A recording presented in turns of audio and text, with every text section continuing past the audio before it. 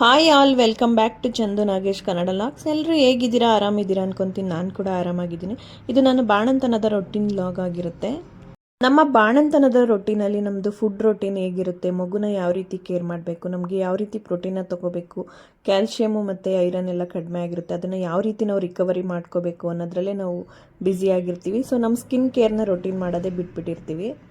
ನಾನಂತೂ ಕಂಪ್ಲೀಟಾಗಿ ನನ್ನ ಸ್ಕಿನ್ ಕೇರ್ ರೊಟೀನ್ ಅಂತೂ ಬಿಟ್ಟೇ ಬಿಟ್ಟಿದೆ ಪ್ರೆಗ್ನೆನ್ಸಿಯಿಂದನೂ. ಸೊ ನಾನು ಆಫೀಸಿಂದ ಬರೋಷ್ಟರೊಳಗಡೆ ತುಂಬಾ ಸುಸ್ತಾಗ್ಬಿಡ್ತಿದ್ದೆ. ಹಾಗಾಗಿ ನನಗೆ ಸ್ಕಿನ್ ಕೇರ್ ರೊಟೀನ್ ಮಾಡೋಕ್ಕೆ ಆಗ್ತಿರ್ಲಿಲ್ಲ. ಇವಾಗಲಾದರೂ ಅಟ್ಲೀಸ್ಟು ಟೈಮ್ ಇದೆಯಲ್ಲ, ಇವಾಗ ಈ ಟೈಮಲ್ಲಾದರೂ ನಮ್ಮ ಸ್ಕಿನ್ನು ಕೂಡ ಕೇರ್ ಮಾಡೋಣ ಅಂತ ಹೇಳ್ಬಿಟ್ಟು ನಾನು ಈ ರೀತಿ ಮಾಡ್ಕೊಂಡಿದ್ದೆ. ಬಾಣಂತನದಲ್ಲಿ 3 ದಿನಕ್ಕೊಂದ್ಸಾರಿ ನೀರು ಹಾಕೋದು, ತಲೆಗೆ ಮೈಗೆಲ್ಲ ಚೆನ್ನಾಗಿ ಬಿಸಿನೀರನ್ನ ಕಾಯಿಸಿ ಹಾಕ್ತಾರೆ. ಆ ಟೈಮು ನಾನು ಬೆಳಿಗ್ಗೆ ಎದ್ದು 5 ಗಂಟೆಗೆ ಸ್ನಾನ ಮಾಡ್ಕೊತೀನಿ. ಆ ಟೈಮಲ್ಲಿ ಇವತ್ತು ಸ್ಕಿನ್ ಕೇರ್ ಮಾಡೋಣ ಅಂತ ಹೇಳ್ಬಿಟ್ಟು ಮಾಡ್ಕೊತಾ ಇದ್ದೆ. ನಾನು ಯೂಸ್ ಮಾಡ್ತಾ ಇರೋಂಥ ಅರಿಶಿನ ಪುಡಿ ಬಂದು ಆರ್ಗ್ಯಾನಿಕ್ ಅರಿಶಿನ ಪುಡಿ, ಪರಿಶುದ್ಧ ಅಂತ ಹೇಳ್ಬಿಟ್ಟು ತುಂಬಾ ಚೆನ್ನಾಗಿದೆ. ಲಾಸ್ಟ್ ಟೈಮ್ ನಮ್ಮ ತಂಗಿ ಮನೆಗೆ ಹೋದಾಗ ನನ್ನ ತಂಗಿ ಹಸ್ಬೆಂಡ್ ತೊಗೊಂಡು ಬಂದಿದ್ರು ಅಂತೇಳಿ ನಾನು ಕೂಡ ಒಂದು ಪ್ಯಾಕೆಟ್ ತೊಗೊಂಬಂದೆ. ಅಡುಗೆಗೂ ಕೂಡ ಇದನ್ನೇ ಯೂಸ್ ಮಾಡ್ತಿದ್ದೆ, ತುಂಬಾ ಚೆನ್ನಾಗಿದೆ. ಇವಾಗ ಇದನ್ನು ನಾನು ರೆಡಿ ಮಾಡ್ಕೊಳ್ಳೋದಕ್ಕೆ 1-2 ಸ್ಪೂನ್ ಕಡಲೆ ಹಿಟ್ಟು, 1 ಸ್ಪೂನ್ ಅರಿಶಿನ ಪುಡಿ, ಹಾಗೆ 1-2 ಸ್ಪೂನ್ ಪ್ಯಾರಾಚೂಟ್ ಕೊಬ್ಬರಿ ಎಣ್ಣೆನ ಸೇರಿಸ್ಕೊಂಡು ಮಿಕ್ಸ್ ಮಾಡಿಕೊಂಡೆ. ಪ್ರೆಗ್ನೆನ್ಸಿ ಟೈಮಲ್ಲಿ ಸ್ವಲ್ಪ ದಪ್ಪ ಆಗಿರ್ತೀವಲ್ವ, ಅವಾಗ ಸ್ಕಿನ್ನು ತುಂಬಾ ಬ್ಲ್ಯಾಕ್ ಆಗಿರುತ್ತೆ. ನನಗೂ ಕೂಡ ಅದೇ ರೀತಿಯಾಗಿತ್ತು. ನೆಕ್ ಹತ್ರ ಅಂತೂ ತುಂಬಾ ಬ್ಲ್ಯಾಕ್ ಆಗಿತ್ತು. ಹಾಗಾಗಿ ನಾನು ಇವತ್ತು ಇದನ್ನು ರೆಡಿ ಮಾಡಿಕೊಂಡು ಅಪ್ಲೈ ಮಾಡಿಕೊಂಡೆ.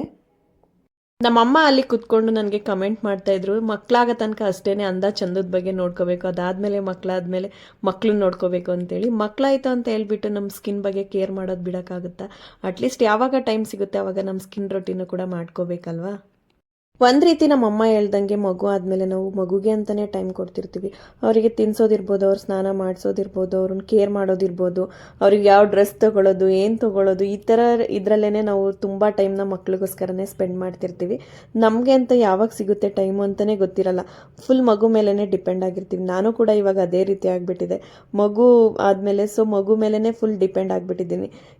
ಯಾವ ರೀತಿ ಟೈಮ್ ಹೋಗುತ್ತೆ, ಏನಾಗುತ್ತೆ ಅಂತಲೇ ಗೊತ್ತಾಗಲ್ಲ. ಸೊ ಎವ್ರಿ ಡೇ ಅದು ಮಾಡಬೇಕು ಇದು ಮಾಡಬೇಕು ಅಂತ ಅನ್ಕೊತೀನಿ. ಬಟ್ ತುಂಬ ಟೈಮು ಮಗು ಜೊತೆನೇ ಸ್ಪೆಂಡ್ ಮಾಡ್ತಿರ್ತೀನಿ. ಆ ಸಣ್ಣ ಪುಟ್ಟ ಗ್ಯಾಪಲ್ಲಿ ನಮ್ಮ ಬಗ್ಗೆನೂ ನಾವು ಕೇರ್ ಮಾಡಬೇಕಲ್ವಾ.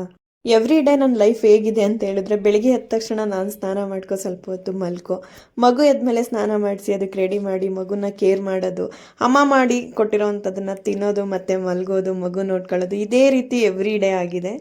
ಇರೋ ಟೈಮನ್ನೇ ಯುಟಿಲೈಸ್ ಮಾಡಿಕೊಂಡು ನಮ್ಮ ಬಗ್ಗೆನೂ ಕೂಡ ನಾವು ಕೇರ್ ಮಾಡಬೇಕು ಅಂತೇಳಿ ಇವತ್ತು ಸ್ಕಿನ್ ರೊಟೀನ್ ಮಾಡೋಣ ಅಂತೇಳಿ ಮಾಡಿದ್ದೆ. ನಾನು ರೆಡಿ ಮಾಡ್ಕೊಂಡಿರೋಂಥ ಇಂಗ್ರೀಡಿಯೆಂಟ್ಸ್ನ ಫೇಸ್ಗೆ ಮತ್ತು ಕೈಗೆ, ಕಾಲ್ಗೆ, ಹಾಗೆ ನೆಕ್ಗೆ ಅಪ್ಲೈ ಮಾಡಿಕೊಂಡು ಒಂದು 1/2 ಅವರ್ ಬಿಟ್ಟು ಸ್ಕಿನ್ನ ಸ್ಕ್ರಬ್ ಮಾಡಿಕೊಂಡು ವಾಶ್ ಮಾಡಿಕೊಂಡೆ.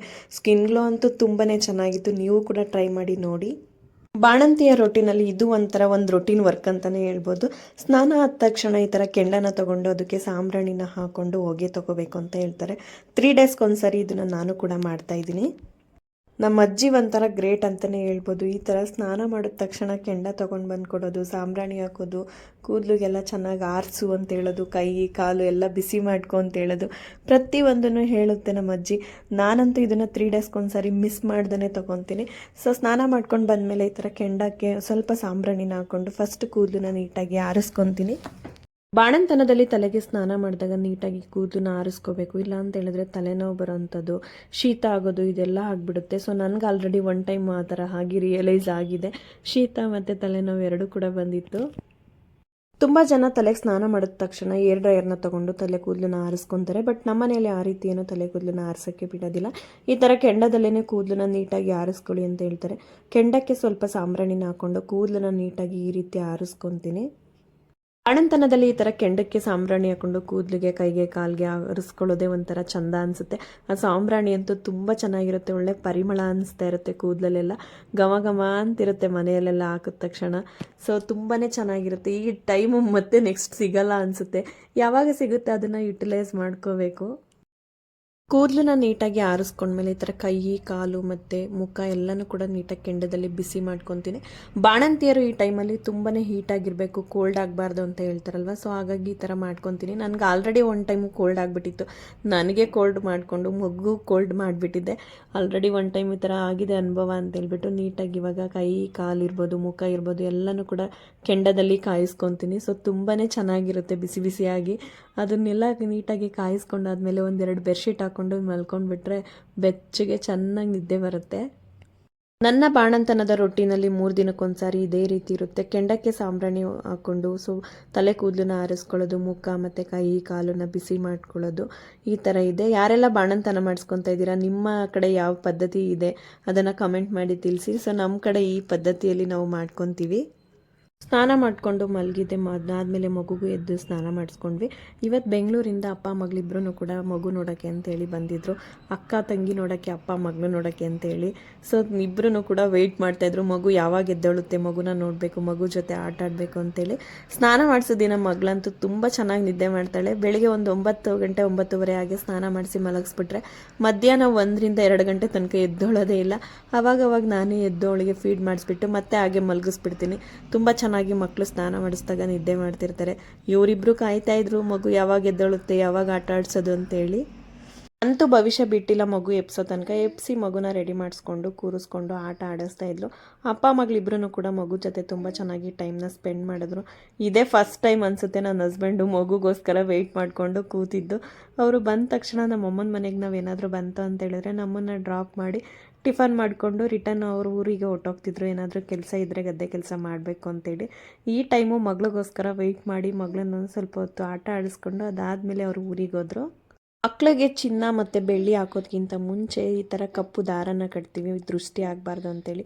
ನಾವು ಎಷ್ಟೇ ಚಿನ್ನ ಬೆಳ್ಳಿನ ಹಾಕ್ಕೊಂಡ್ರು ಮಕ್ಕಳಿಗೆ ಇದನ್ನು ಕಂಪಲ್ಸರಿ ಕಟ್ತೀವಿ ಎಲ್ಲರೂ ಕೂಡ. ನಾವು ಕೂಡ ಇವತ್ತು ಕಟ್ಟೋಣ ಅಂತ ಹೇಳ್ಬಿಟ್ಟು ಕಟ್ತಾ ಇದೆ. ಇದು ನಮ್ಮ ಇಲ್ಲಿ ಊರಲ್ಲಿ ಸಿಕ್ಕಿರಲಿಲ್ಲ ಅಂತ ಹೇಳ್ಬಿಟ್ಟು ನಾನು ತಂಗಿನ ತೊಗೊಂಡು ಬರೋಕೆ ಹೇಳಿದ್ದೆ. ಅವಳು ಇವಾಗ ತೊಗೊಂಡು ಬಂದು ಕೊಟ್ಲು, ಅದನ್ನು ಕಟ್ಟೋಣ ಅಂತ ಹೇಳ್ಬಿಟ್ಟು ಕಟ್ತಾ ಇದೆ. ಮಕ್ಕಳಿಗೆ ದೃಷ್ಟಿ ಆಗಬಾರ್ದು ಅಂತ ಹೇಳಿದ್ರೆ ಈ ಥರ ಕರಿ ದಾರನ ಸೊಂಟಕ್ಕೆ ಒಂದು ಒಡ್ದಾರದ ರೀತಿ ಮತ್ತು ಕೈಗೆ ಕಾಲಿಗೆ ಕಟ್ತೀವಿ. ನೀವೆಲ್ಲ ಈ ಥರ ಕಟ್ಟಿದ್ದೀರಾ ಅಂತೇಳಿ ಕಮೆಂಟ್ ಮಾಡಿ ತಿಳಿಸಿ. ನಾವು ಈ ಥರ ಕಟ್ತಾ ಇದ್ದೀವಿ. ತುಂಬಾ ಚೆನ್ನಾಗಿರುತ್ತೆ ಮಕ್ಕಳಿಗೆ, ಅದು ಒಂಥರ ತುಂಬ ಚೆನ್ನಾಗಿ ಕಾಣಿಸುತ್ತೆ ಅಂತಲೇ ಹೇಳ್ಬೋದು. ನಾನು ಇದನ್ನು ಒಂದು ಸೊಂಟಕ್ಕೆ ದಾರನ ಕಟ್ಬಿಟ್ಟು ಮತ್ತು ಇದು ಹಾಲ್ಮಣಿ ಅಂತ ಸಿಗುತ್ತಲ್ವ, ಅದನ್ನು ಕೂಡ ತೊಗೊಂಡು ಬಂದಿದ್ಲು, ಅದನ್ನು ಕೂಡ ನಾವು ಕೈಗೆ ಹಾಕಿದ್ವಿ. ಹಾಗೆ ಕಾಲಿಗೆ ಬಲೆ ದಾರ ಮತ್ತು ಕರಿ ದಾರನ ಸೇರಿಸ್ಕೊಂಡು ಕಾಲಿಗೆ ಹೆಣ್ದಿಟ್ಟಿಲ್ಲ ನಮ್ಮ ತಂಗಿ, ಅದನ್ನು ಕೂಡ ಒಂದು ಹಾಕಿದ್ವಿ. ನನ್ನ ಮಗಳು ನೋಡಿ ಯಾವ ರೀತಿ ನೋಡ್ತಾ ಕೂತಿದ್ದಾಳೆ ಅಂತ, ಕಣ್ಣು ಬಿಡ್ತಾಳೆ, ಅಲ್ಲೇ ನಿದ್ದೆ ಮಾಡ್ತಾಳೆ. ಇದನ್ನೆಲ್ಲ ಹಾಕ್ತಾ ಇರೋದಕ್ಕೆ, ಕೈಗೆಲ್ಲ ಈ ಥರ ಹಾಕಿರೋದಕ್ಕೆ ತುಂಬ ಚೆನ್ನಾಗಿ ಕಾಣಿಸ್ತಾ ಇತ್ತು ಅವಳದು. ಒಂಥರ ಕೈ ಕಾಲು ಎಲ್ಲನೂ ಕೂಡ ತುಂಬ ಖುಷಿ ಆಗ್ತಾಯಿತ್ತು ನನಗೆ ನೋಡಿ ಅದನ್ನು. ಹಾಗೆ ಇದಕ್ಕೆ ನೋಡಿ ಬಲೆ ದಾರ ಮತ್ತು ಒಂದು ಕರಿದಾರನ ಸೇರಿಸ್ಕೊಂಡು ಹೆಣ್ಬಿಟ್ಟು ಈ ಥರ ಕಾಲ್ಗೂ ಕೂಡ ಕಟ್ಟಿದ್ವಿ. ನಮ್ಮ ತಂಗಿ ಮಗನಿಗೆ ಮುಂಚೆ ಅದನ್ನು ರೆಡಿ ಮಾಡಿಕೊಂಡು ಕಟ್ಟಿದ್ಲು, ಅದು ಸ್ವಲ್ಪ ಉಳಿದಿತ್ತು ಅಂತೇಳಿ ಅದನ್ನು ಹಾಗೆ ಇಟ್ಟಿದ್ಲು, ಅದನ್ನು ಇವಾಗ ಕಟ್ಟಿದ್ವಿ. ಮಕ್ಕಳೆಲ್ಲರೂ ಒಂದೇ ಕಡೆ ಸೇರಿಕೊಂಡ್ರೆ ತುಂಬಾ ಚೆನ್ನಾಗಿರುತ್ತಲ್ವ. ನಮ್ಮ ಮನೇಲಿ ಎಲ್ಲರೂ ಕೂಡ ಒಂದೇ ಕಡೆ ಸೇರಿಕೊಂಡು ಅವರೆಲ್ಲ ಆಟ ಆಡೋದು, ಅವ್ರು ಮಾಡೋ ರೀತಿ ಎಲ್ಲ ನೋಡಿದ್ರೆ ತುಂಬಾ ಚೆನ್ನಾಗಿರುತ್ತೆ, ಒಂಥರ ಸಂಭ್ರಮ ಥರ ಇರುತ್ತೆ. ಇವತ್ತು ಎಲ್ಲರೂ ಕೂತ್ಕೊಂಡು ಮಕ್ಕಳು ಲೂಡೋನ ಆಟ ಆಡ್ತಾಯಿದ್ರು. ಲಾಸ್ಟ್ ಟೈಮ್ ಬಂದಾಗ ಮೊಬೈಲಲ್ಲಿ ಲೂಡೋನ ಆಟ ಆಡ್ತಿದ್ರು. ಎಲ್ಲರೂ ಮೊಬೈಲ್ ಕೊಡಲ್ಲ ಎಲ್ಲ ಟೈಮಲ್ಲಿವೆ ಅಂತೇಳಿ ನಮ್ಮ ಪನ್ಯ ಎಕ್ಸಿಬಿಷನ್ಗೆ ಹೋದಾಗ ಲೂಡೋ ಬುಕ್ನೇ ತೊಗೊಂಡು ಬಂದಿದ್ರು. ಮಕ್ಕಳೆಲ್ಲರೂ ಕೂತ್ಕೊಂಡು ಆಟ ಆಡ್ತಾಯಿದ್ರು. ಅವ್ರು ಆಟ ಆಡಬೇಕಾದ್ರೆ ನಾವು ಯಾರಾದರೂ ಒಬ್ಬರು ಕೂತ್ಕೊಂಡು ಆಟ ಆಡಿಸ್ಬೇಕು, ಇಲ್ಲ ಅಂತ ಹೇಳಿದ್ರೆ ಒಬ್ರಿಗೊಬ್ರು ಕಚ್ಚಾಡ್ತಿರ್ತಾರೆ. ನಮ್ಮ ತಂಗಿ ಕೂರಿಸ್ಕೊಂಡು ಆಟ ಆಡಿಸ್ತಾ ಇದ್ದು. ಹಾಗೆ ನಮ್ಮ ಎರಡನೇ ತಂಗಿ ನಮ್ಮ ಮನೆ ಹಿಂದೆಗಡೆ ಒಂದು ಬಾಳೆ ಗಿಡ ಹಣ್ಣಿತ್ತು ಅಂತ ಹೇಳ್ಬಿಟ್ಟು ಕಡ್ದಿದ್ರು ಅಂತ ಬಾಳೆ ದಿಂಡನ್ನ ಕಟ್ ಮಾಡ್ಕೊಂಡು ಬಂದು ಹುಳ್ಳಿಕಾಳು ಮತ್ತು ಬಾಳೆ ದಿಂಡನ್ನ ಹಾಕಿ ಸಾಂಬಾರು ಮಾಡ್ತಾಯಿದ್ಲು. ನಮ್ಮ ತಂಗಿ ಅಂತೂ ಬಾಳೆ ದಿಂಡು ಎಲ್ಲಾದರೂ ಇದೆ ಅಂತ ಹೇಳಿದ್ರೆ ಮಿಸ್ಸೇ ಮಾಡಲ್ಲ. ಹುರುಳಿಕಾಳು ಜೊತೆ ಬಾಳೆ ದಿಂಡನ್ನ ಹಾಕ್ಬಿಟ್ಟು ಸಾಂಬಾರು ಮತ್ತು ಪಲ್ಯನ ಮಾಡ್ತಾಳೆ, ತುಂಬಾ ಚೆನ್ನಾಗಿರುತ್ತೆ. ಇವತ್ತು ನಮ್ಮ ಮನೆ ಹಿಂದೆಗಡೆ ಇತ್ತು ಅಂತೇಳಿ ಕಟ್ ಮಾಡ್ಕೊಂಡು ಬಂದು, ಹಾಗೆ ನನ್ನನ್ನು ಕೂಡ ಸ್ವಲ್ಪ ಅದನ್ನು ಬೇಗ ಬೇಗ ಕಟ್ ಮಾಡಿಕೊಡು, ಟೈಮ್ ಆಗಿದೆ ಅಂತ ಹೇಳಿದ್ಲು. ಇಬ್ಬರು ಸೇರಿಕೊಂಡು ಬಾಳೆ ದಿಂಡನ್ನು ಕಟ್ ಮಾಡಿದ್ವಿ.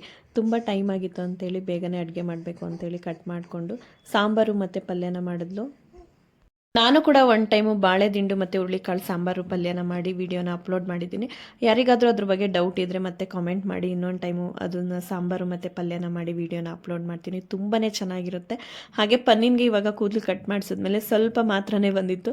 ಎಲ್ರಿಗೂ ಮಕ್ಕಳಿಗೆ ಕೂತ್ಕೊಂಡು ಎಣ್ಣೆನ ಹಚ್ತಾ ಇದ್ಲು. ಅವಳಿಗೆ ಸ್ವಲ್ಪ ಡಿಫ್ರೆಂಟಾಗಿ ಚೆನ್ನಾಗಿ ಕಾಣಿಸುತ್ತೆ ಅಂತ ಹೇಳ್ಬಿಟ್ಟು 2 ಜುಟ್ಟನ್ನ ಹಾಕಿ ಮತ್ತೆ ಇನ್ನು ಉಳಿದಿರೋಂಥ ಕೂದಲನ್ನ ಹಿಂದೆಗಡೆ ಒಂದು ಜುಟ್ಟು ಹಾಕ್ಬಿಟ್ಟು ಅವಳನ್ನ ಕಾಮಿಡಿ ಮಾಡ್ತಾಯಿದ್ವಿ. ತುಂಬ ಚೆನ್ನಾಗಿ ಕಾಣಿಸ್ತಾ ಇದೆಯಾ ಅಂತ ಹೇಳ್ಬಿಟ್ಟು. ನಮ್ಮ ತಂಗಿ ಲಾಸ್ಟ್ನೇ ತಂಗಿ ಅವಳಿಗೆ ಹೇಳ್ಕೊಡ್ತಾ ಇದ್ಲು, ನಿನ್ನನ್ನು ಎಲ್ಲರೂ ಕೂತ್ಕೊಂಡು ಮಂಕಿ ಥರ ಮಾಡ್ತಿದ್ದಾರೆ, ರೇಗಿಸ್ತಿದ್ದಾರೆ, ನೀನು ಈ ಥರ ಎಲ್ಲ ಮಾಡಿಸ್ಕೊತಾ ಇದೆಯಾ ಅಂತೇಳಿ. ತುಂಬ ಚೆನ್ನಾಗಿತ್ತು. ನಮ್ಮ ಪನ್ಯ ಅಂತೂ ಈ ಥರ ಎಲ್ಲ ಮಾಡಿಸ್ಕೊಂಡು ಎಂಜಾಯ್ ಮಾಡೋಕ್ಕೆ ತುಂಬಾ ಇಷ್ಟಪಡ್ತಾಳೆ. ತಂಗಿ ಮತ್ತು ನನ್ನ ಹಸ್ಬೆಂಡ್ ಇಬ್ಬರು ಸೇರಿಕೊಂಡು ಮುಂದೆ ಇರೋವಂಥ ಭತ್ತದ ಚೀಲನ ತೊಗೊಂಡು ಬಂದು ಹಿಂದೆ ಹಾಕಿದ್ರು. ಮುಂದೆಗಡೆ ಭತ್ತ ಬೆಳೆದ ಮೇಲೆ ತೊಗೊಂಡು ಬಂದು ಮುಂದೆಗಡೆನೆ ಹಾಕಿಬಿಟ್ಟಿದ್ರು. ಅಲ್ಲಿ ಸ್ವಲ್ಪ ಬೆಳಕೆ ಬರ್ತಿರ್ಲಿಲ್ಲ, ಕತ್ಲೆ ಥರ ಕಾಣಿಸ್ತಾ ಇತ್ತು. ಇವಾಗ ಮಕ್ಕಳಿರೋದಕ್ಕೆ ಸ್ವಲ್ಪ ಬೆಳಕು ಗಾಳಿ ಚೆನ್ನಾಗಿ ಬರಲಿ ಅಂತ ಹೇಳ್ಬಿಟ್ಟು ಪ್ಲ್ಯಾನ್ ಮಾಡಿಕೊಂಡು ಅಲ್ಲಿರೋಂಥ ಚೀಲಗಳನ್ನೆಲ್ಲ ತೊಗೊಂಡು ಬಂದು ಹಿಂದೆಗಡೆ ಹಾಕ್ಸ್ತಾ ಇದ್ವಿ. ನಮ್ಮಪ್ಪ ಮುಂದೆನೇ ಇರಲಿ ಅಂತೇಳಿ ಬೈತಾಯಿದ್ರು, ಆದರೂ ಕೂಡ ಬಿಟ್ಟಿಲ್ಲ. ನನ್ನ ಹಸ್ಬೆಂಡು ಮತ್ತು ನನ್ನ ತಂಗಿ ಇಬ್ಬರೂ ಸೇರಿಕೊಂಡು ಎಲ್ಲ ಚೀಲಗಳನ್ನೂ ತೊಗೊಂಡು ಬಂದು ಹಾಕಿದ್ರು. ನಮ್ಮ ಮನೆಯಲ್ಲಿ ನಿಜ ಈ ಥರ ಏನಾದರೂ ಕೆಲಸ ಮಾಡಬೇಕು ಅಂತ ಹೇಳಿದ್ರೆ ನನ್ನ ತಂಗಿ ಮತ್ತು ನನ್ನ ಹಸ್ಬೆಂಡ್ ಇಬ್ಬರೂ ಕೂಡ ಈ ಥರ ಏನಾದರೂ ಇತ್ತು ಅಂತ ಹೇಳಿದ್ರೆ ಕೆಲಸನ ಸೇರ್ಕೊಂಡು ಮಾಡ್ತಾರೆ.